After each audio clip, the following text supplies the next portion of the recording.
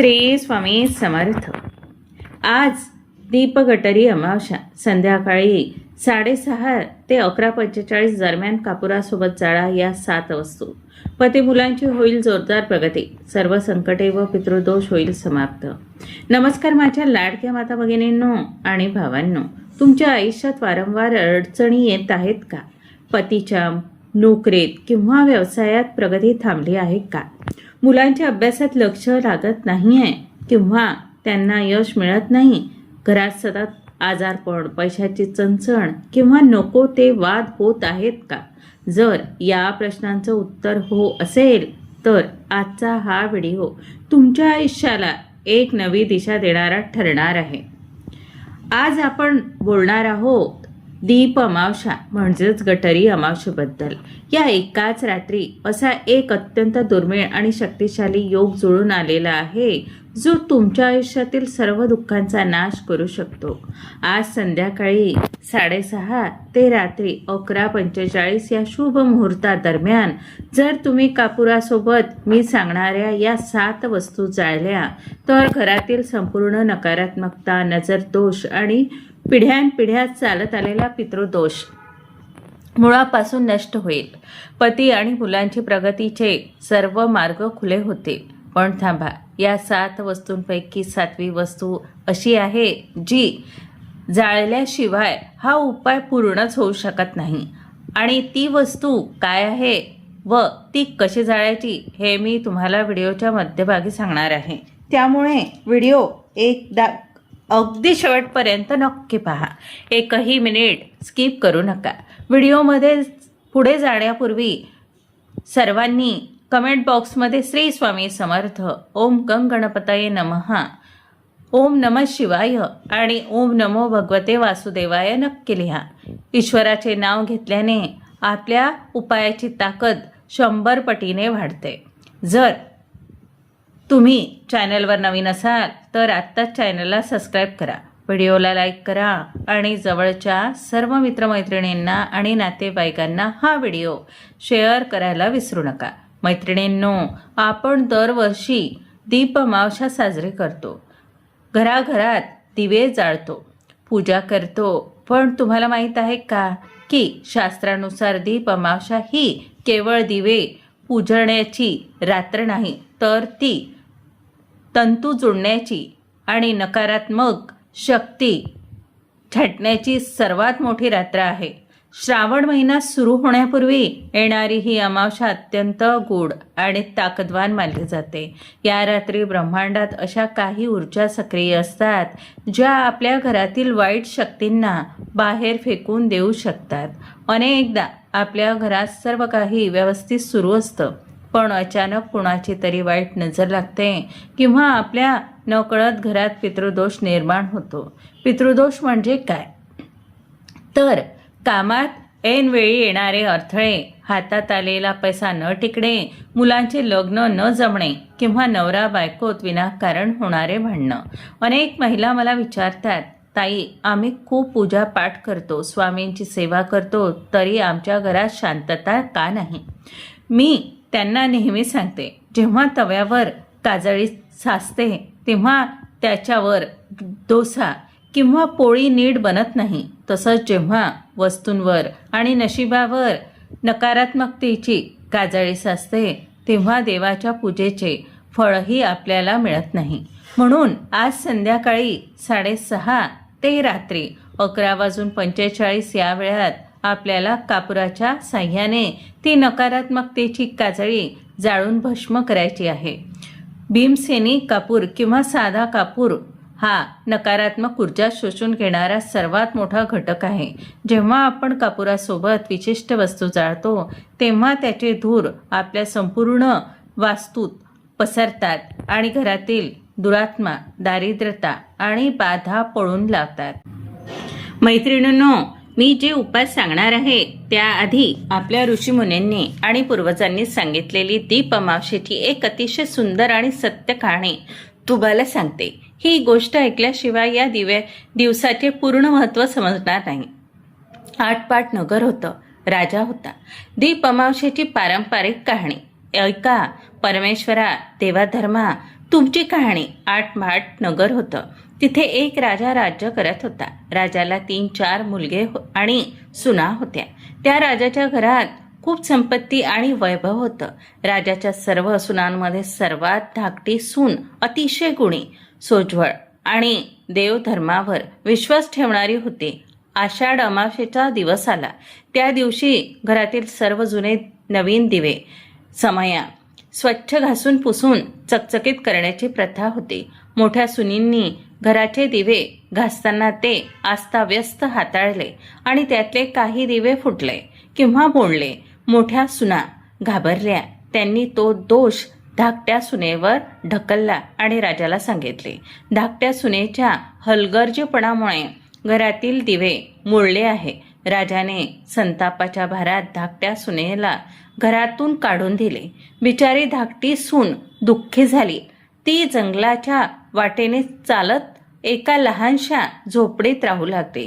तिथेही तिने आपली नम्रता आणि भक्ती सोडले नाही. आषाढ अमावास्येची रात्र आली. त्या रात्री नगरातील सर्व दिवे अदृश्य रूपात एका ठिकाणी एकत्र जमले आणि आपल्या घरात आपल्याशी कसा व्यवहार होतो यावर चर्चा करू लागले. पहिला दिवा म्हणाला, माझ्या मालकिनीने मला खूप स्वच्छ घासले, तेल वात घालून छान उजळले, मला खूप आनंद झाला. दुसरा दिवा म्हणाला, माझ्या घरात माझी पूजा झाली नाही, मला कोपऱ्यात अंधारात ढकलून दिले. तेव्हा राजाच्या घरातले दिवे एकत्र आले व दुःखाने म्हणाले, राजाचा मोठ्या सुनांनी आम्हाला मोडले आणि दोष मात्र त्या निष्पाप धाकट्या सुनेवर ढकलला. त्या गुणी सुनेला राजाने विनाकारण हाकलून दिले घरातून. त्यावेळी राजा शिकार खेळून जंगलातून परत येत होता. वाटेत तो त्या दिव्यांच्या सभेजवळून जात असताना त्याने दिव्यांचे हे बोलणे स्वतःच्या कानांनी ऐकले. राजाला आपल्या चुकीचा पश्चाताप झाला. धाकटी सून पूर्णपणे निष्पाप आहे आणि मोठ्या सुनांनी कपट केले आहे हे राजाच्या लक्षात आले. राजा लगेच धाकट्या सुनेच्या झोपडीकडे गेला. त्याने तिची क्षमा मागितली आणि तिला सन्मानाने वाजत गाजत परत वाड्यावर घेऊन आला. राजाने कपटी मोठ्या सुनांना योग्य ती शिक्षा दिली आणि धाकट्या सुनेला घराची संपूर्ण मुख्य जबाबदारी सोपवली. धाकट्या सुनेने दीप अमावास्येच्या दिवशी सर्व दिव्यांची षडोपचार पूजा केली. त्यांना नैवेद्य दाखवला. दिव्यांच्या आशीर्वादाने राजाचे राज्य आणि घर संपत्ती, आरोग्य आणि आनंदाने भरून गेले. आणि म्हणूनच मैत्रिणींनो, ज्याप्रमाणे दिव्यांच्या आशीर्वादाने या निष्पाप सुनेचे सर्व दुःख दूर झाले, तसेच आजच्या या उपायाने आपलेही दुःख दूर होणार आहे. जशी ही गोष्ट त्या धाकट्या सुनेला फळली तशी ती आपल्या सर्वांना फळो. आता हीच दिव्यांची आणि कापुराची कृपा आपल्या घरात आणण्यासाठी आज संध्याकाळी 6:30 ते 11:45 दरम्यान आपल्याला तो विशेष उपाय करायचा आहे. चला तर मग जाणून घेऊया कापुरासोबत जाळण्याच्या त्या 7 अत्यंत शक्तिशाली वस्तू कोणत्या आहेत. मैत्रिणींनो, आपण दरवर्षी दीप अमावस्या साजरी करतो, घराघरात दिवे उजळतो, पूजा करतो. पण तुम्हाला माहीत आहे का की शास्त्रानुसार दीप अमावस्या ही केवळ दिवे पुजण्याची रात्र नाही, तर ही तंतू जोडण्याची आणि नकारात्मक शक्ती छाटण्याची सर्वात मोठी रात्र असते. श्रावण. आता अगदी लक्ष देऊन ऐका. हा उपाय करण्यासाठी तुम्हाला मातीची एक पंती किंवा पितळेचे तांब्याचे भांडे घ्यायचे आहे. त्यात शुद्ध कापूर ठेवायचा आहे. आता या कापुरासोबत कोणत्या 7 वस्तू जाळायच्या आहे ते एका कागदावर लिहून घ्या किंवा लक्षात ठेवा. पहिली वस्तू अखंड लवंग. 2 अखंड लवंग, ज्याला वरती फूल असणे गरजेचे आहे. तुटलेली लवंग वापरू नका. 2 लवंगा कापुरावर ठेवा. लवंग ही वाईट नजर करणी आणि घरातील लोकांच्या डोक्यातील नकारात्मक विचार जाळून दूर करते.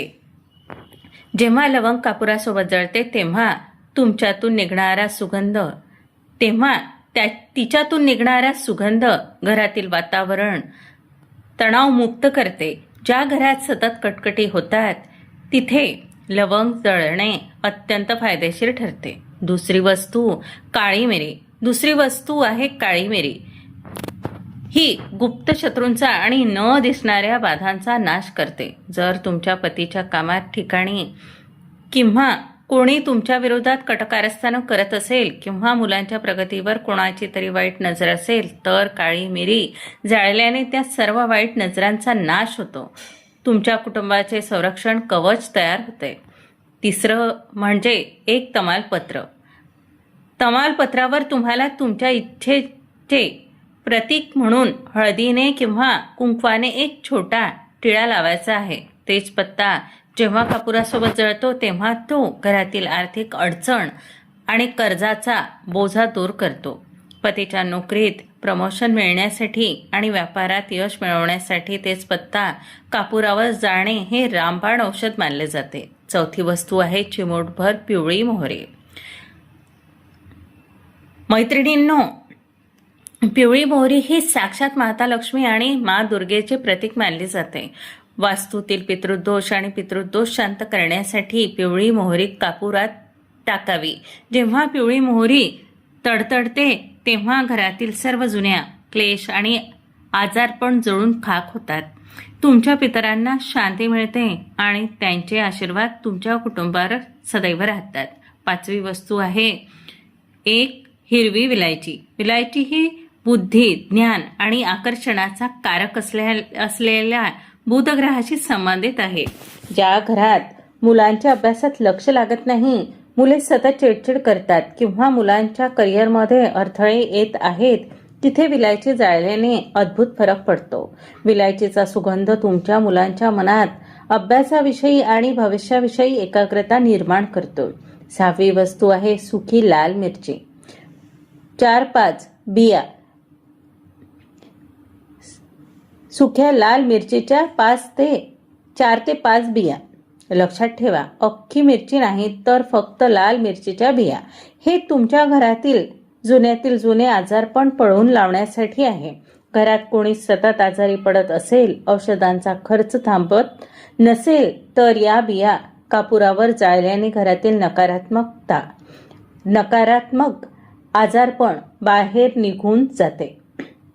सातवी आणि सर्वात महत्त्वाची वस्तू गाईच्या तुपाचा थेंब आणि गुळ. आणि आता ती सातवी अतिशय गुप्त आणि शक्तिशाली वस्तू, ती म्हणजे गाईच्या तुपाचा एक थेंब आणि गुळाचा लहान खडा. होय मैत्रिणींनो, जेव्हा आपण कापूरवरील 6 वस्तू आणि त्यावर गुळाचा खडा ठेवून गाईचे थोडे तूप घालतो आणि ते पेटवतो तेव्हा त्याला शास्त्रात अग्निहोत्र किंवा छोटा हवन म्हटले जाते. हा धूर जेव्हा संध्याकाळी 6:30 ते रात्री 11:45 दरम्यान तुमच्या संपूर्ण घरात पसरतो तेव्हा साक्षात अन्नपूर्णा माता आणि लक्ष्मी माता तुमच्या घरात प्रवेश करतात. हा धूर घरातील प्रत्येक कोपऱ्यात दाखवा, मुख्य दारापासून ते स्वयंपाकघरापर्यंत आणि सर्वात कोपऱ्यात आणि सर्व बेडरूममध्ये सुद्धा. मैत्रिणींनो, आता सर्वात महत्त्वाचा भाग. कोणतीही धार्मिक उपाय आणि सेवा करताना ती कोणत्या वेळेत आणि कशी कोणत्या नियमांनी केली जाते यावर तिचे 100% फळ मिळणे अवलंबून असते. थोडीशी जरी चूक झाली तर आपल्याला हवा तसा परिणाम मिळत नाही. म्हणून हा उपाय करताना कोणत्या गोष्टीची काटेकोर काळजी घ्यायची आहे ते अगदी नीट लक्ष देऊन ऐका.